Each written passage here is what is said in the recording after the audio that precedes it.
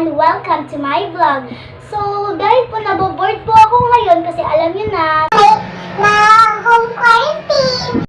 So, naisipan ko po na mag-vlog. Tapos, ang gagawin ko po ngayon is mag-makeup tutorial. Tapos, ito po ang imo-model ko, yung may cousin, si Ate Charis. So, bago po tayo mag-start ng makeup, maglalagay muna po tayo ng eyes sa mukha ni Ate Charis para po maging close ang pores niya. So, dahil wala po kaming eyes, ano na lang po, juice na lang po. Sa anong malalamig nandiyan sa freezer yun, sa freezer. Ayan.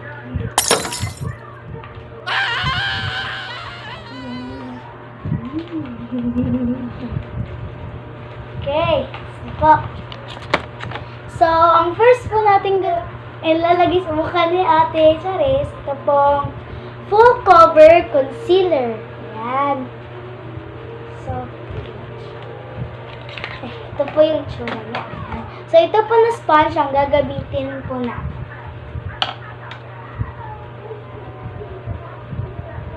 Okay ng konti. Ayan. Kalat po natin. Okay. Una po, ilagay natin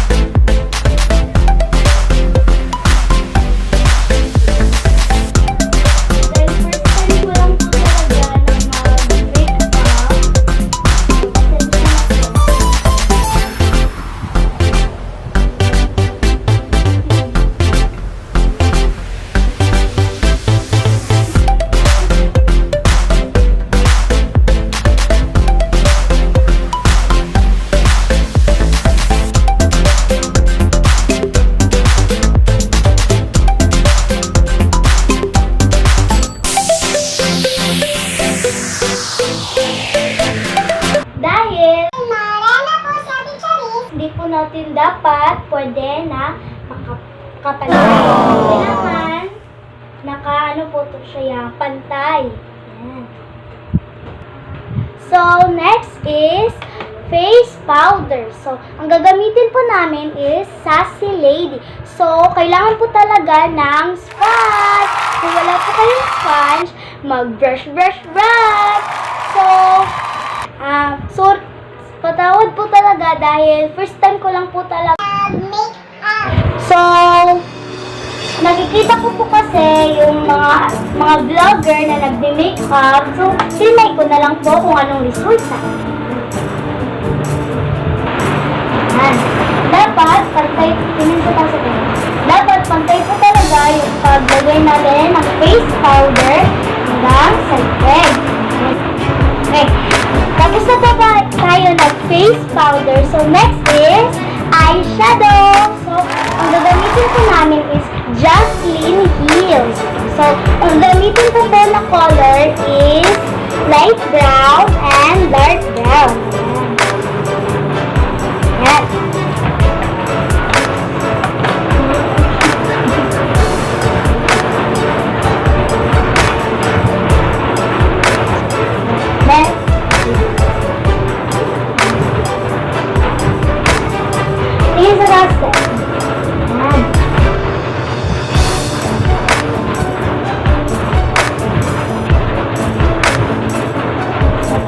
Okay, tapos na po tayo sa eyeshadow. Next ay mag-glitch na po tayo. Ilalagyan po natin sa kanyang eyeball para maging masigla po yung mukha niya. Tapos, kabila na tayo. Tapos, sa eyebrow na po tayo. Alam niyo na, kilay is light. Okay, mag-start po tayo sa gitna. Okay, tapos yung dito po na part, kailangan po natin i-brush. Brush na po talaga siya. Soft lang. So, next na po tayo sa gitna po nito na. Tapos, yung dito po, sabi ko nga po kanina, i-brush po. Right lang. Okay, next is sa nose.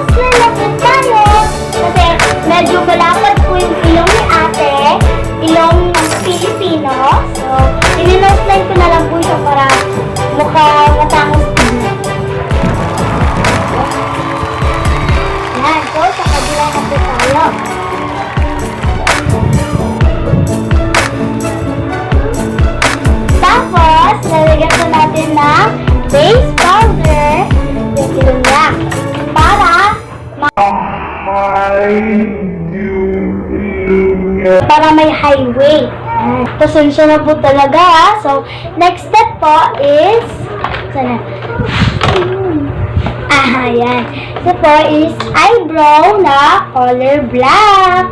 So, tapos ilalagay po natin siya sa ilalim ng mata niya. Yan.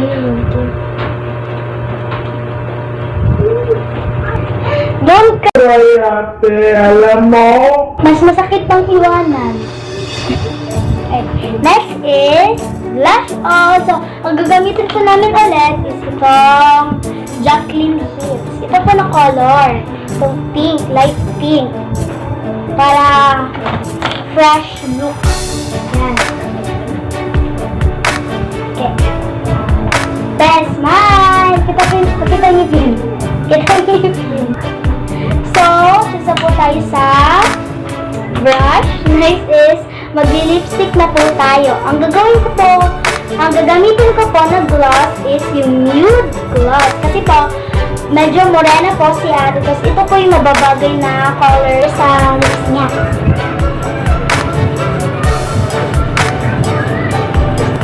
Ayan, so, sababay na po tayo.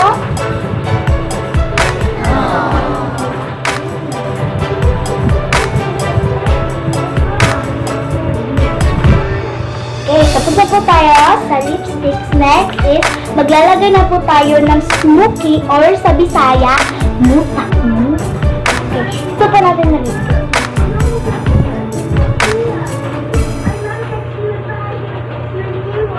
Para po ma-emphasize yung beauty niya. So, hindi na po ako maglalagay ng eyelashes kasi po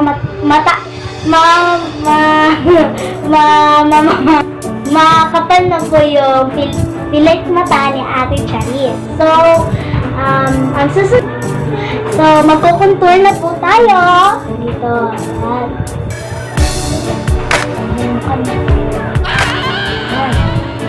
Egg. Para mapantay. Ayan, tapos na po yung fresh look makeup tutorial po natin. And po, tignan nyo, bonggang-bonggang ito na yung Ate Charis namin. So, it's done!